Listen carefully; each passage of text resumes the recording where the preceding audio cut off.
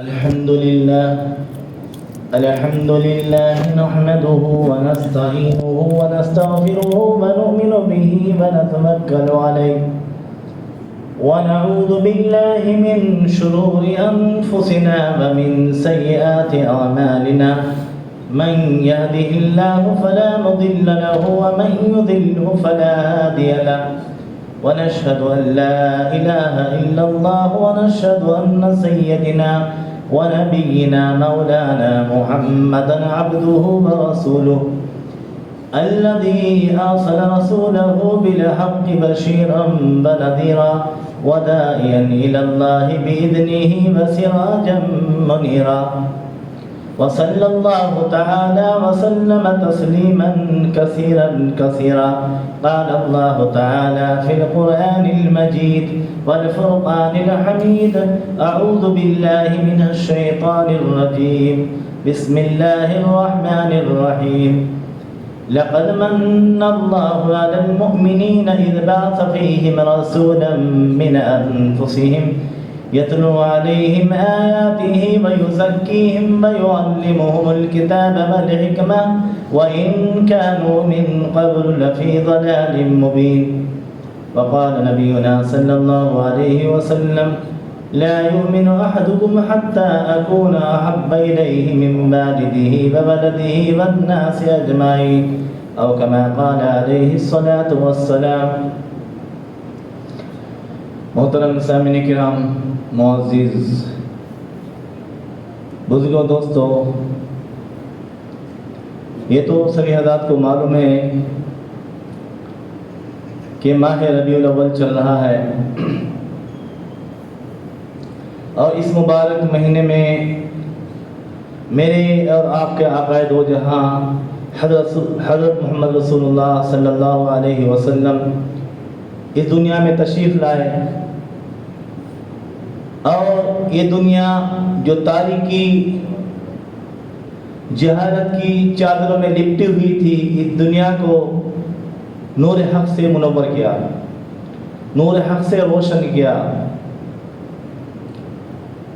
اس لیے اللہ سبحانہ و تعالیٰ اپنے کلام پاک میں آپ صلی اللہ علیہ وسلم کے اس دنیا میں آنے کو، تشریف لانے کو مسلمانوں کے لیے، ایمان والوں کے لیے نعمت بتایا اور فرمایا کہ اللہ نے ایمان والوں پر احسان کیا ہے.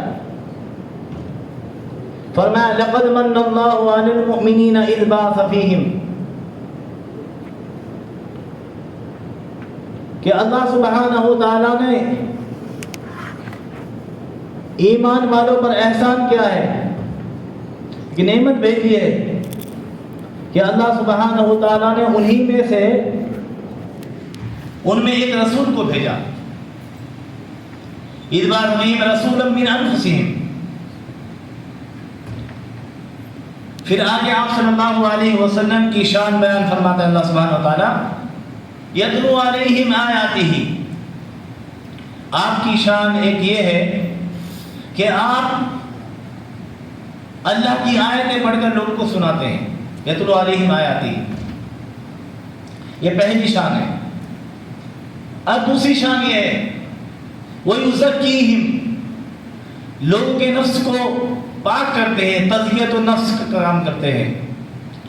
یعنی لوگوں کے نفس جو شرک اور گناہوں سے کالے ہو چکے تھے، جن کے دل سیاہ ہو چکے تھے، شرک میں لت پت تھے، گناہوں میں ملوث تھے، آپ صلی اللہ علیہ وسلم ان کے دلوں کو صاف کرتے ہیں. وَيُزَكِّيهِمْ. پھر تیسری شان وَيُعَلِّمُهُمُ الْكِتَابَ، کتاب کا علم سکھاتے ہیں.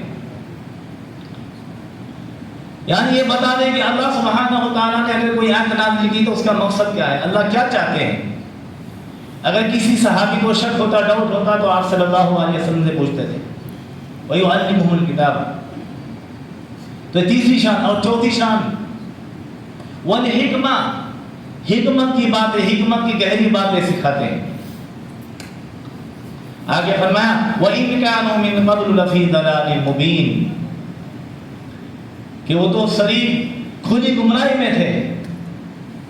تو اللہ سبحانہ تعالیٰ نے آپ صلی اللہ علیہ وسلم کے بھیجنے کو ایمان والوں کے درمیان احسان اس لیے بتایا تاکہ یہ ایمان والے پہلے گمراہی میں تھے.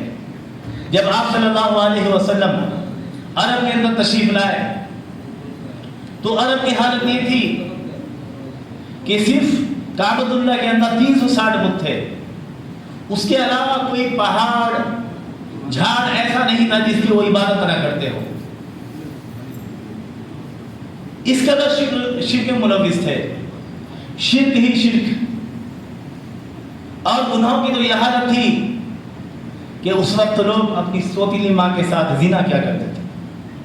چھوٹی چھوٹی باتوں پر ایک دوسرے کی جان لے لیتے تھے, خون بہا دیتے تھے. اگر کسی کو لڑکی پیدا ہوئی تو اس کو زندہ دفن کر دیتے تھے. یہ حال تھا گناہوں کا. شراب نوشی تو ان کی عادت بن چکی تھی. جس طرح آج کل ہم چائے پیتے ہیں اس طرح وہ شراب پیتے تھے.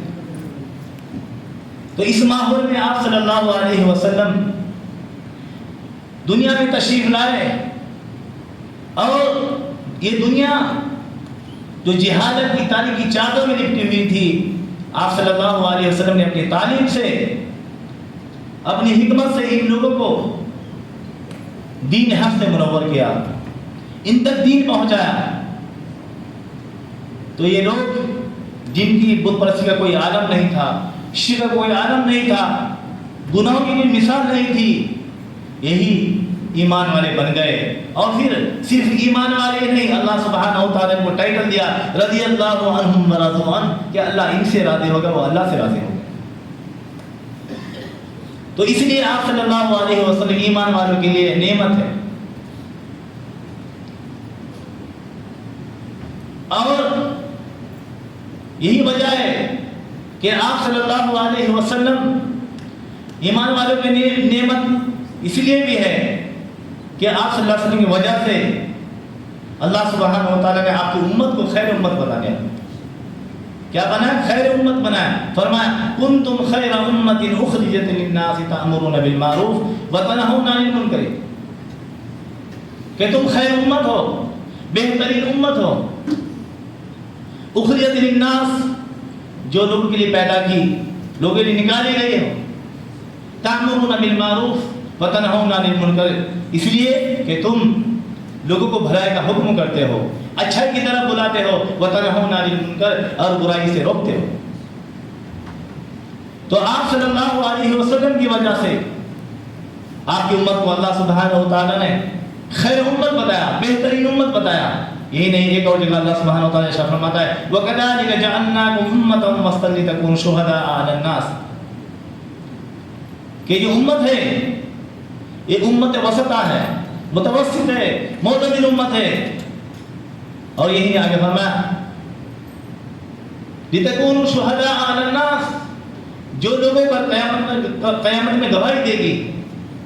جب قیامت میں اللہ کے سامنے تمام امتیں, تمام انبیاء کی امتیں کھڑی ہوگی اور اللہ ان سے پوچھے گی کہ تم نے اپنے نبی کے اوپر ایمان کیوں نہیں لایا, تو وہ اپنے نبی کو جھٹلائے گی. تو اس وقت یہ امت یعنی امت محمد یا ان لوگوں کے بارے میں گواہی دے گی. تو لوگ کہیں گے کہ جھوٹ بول رہے ہیں, یہ امت محمد جھوٹ بول رہی ہے. اس وقت ان کا وجود بھی نہیں تھا. تو امت محمد یا کہے گی کہ اللہ ہمارا وجود نہیں تھا, لیکن ہمارے نبی نے محمد صلی اللہ علیہ وسلم نے اور آپ نے جو کتابوں پر بھیجی تھی, ہمارے پر بھیجی تھی قرآن شریف, ہم نے اس میں پڑھا تھا. پھر آپ صلی اللہ علیہ وسلم گواہی دیں گے, تب اللہ سبحانہ و تعالیٰ اس امت کی گواہی کو قبول کریں گے.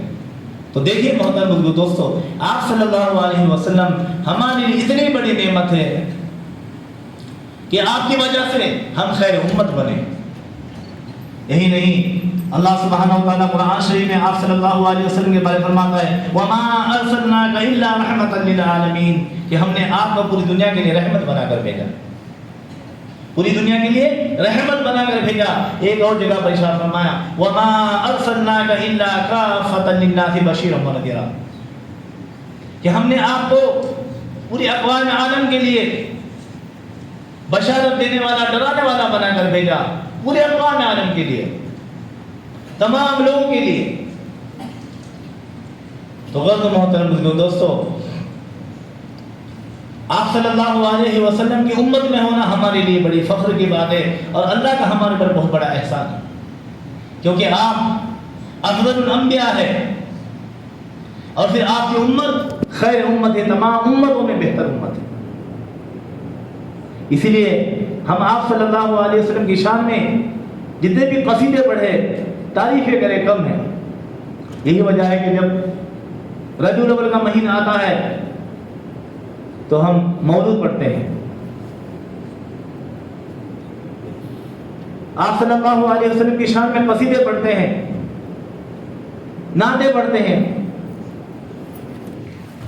ایک صحابی ہے حضرت حسان بن ثابت رضی اللہ عنہ، جو بہت بڑے شاعر تھے.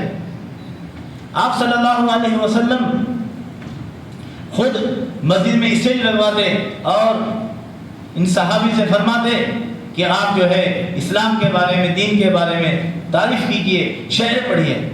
تو یہ آپ صلی اللہ علیہ وسلم کی شان میں دین کے بارے میں قصیدے پڑھتے تھے، اشعار پڑھتے تھے. ایک مرتبہ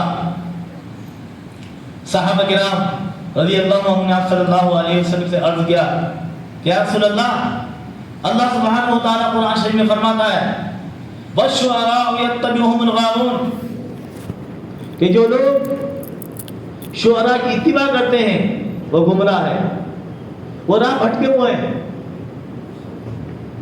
تو یہ شاعر لوگ تو الٹی سیدھی باتیں کرتے ہیں، کسی کو آسمان پر چڑھا دیتے ہیں، اتنی تعریف کرتے ہیں، کسی کو زمین پر گرا دیتے ہیں.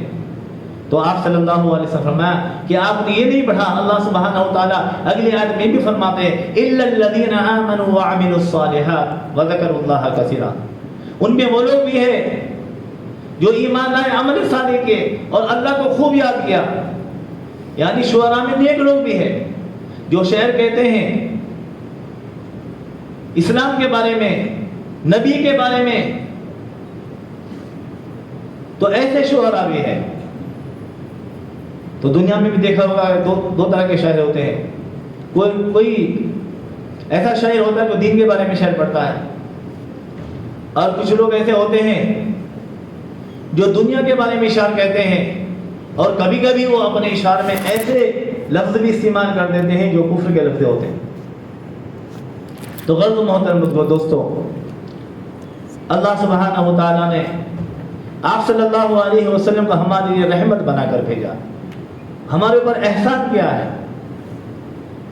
تو ہمیں چاہیے کہ ہم آپ صلی اللہ علیہ وسلم کی سو فیصد اتباع کریں، آپ صلی اللہ علیہ وسلم سے بے پناہ محبت کریں، اپنے آپ سے، اپنے گھر والوں سے، اس دنیا کی ہر چیز سے زیادہ آپ صلی اللہ علیہ وسلم سے محبت کریں.